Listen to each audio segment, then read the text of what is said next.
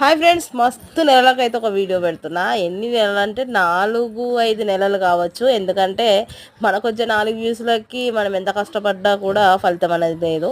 కష్టపడితే ఎప్పటికో వస్తుంది అంటారు, కానీ కొత్తగా వచ్చిన వాళ్ళేమో ఎలా క్లిక్ అవుతున్నారో తెలీదు. దానికి కూడా కిస్మత్ ఉండాలో ఏంటో అర్థం కాదు. కానీ సో మొత్తానికి అయితే డిలీట్ చేద్దామన్నాను కదా. నేను లాస్ట్ వీడియో అయితే నా యూట్యూబ్ డిలీట్ చేస్తున్నా అనేసి, బట్ అది ఎలా చేయాలో నాకైతే తెలియలేదు.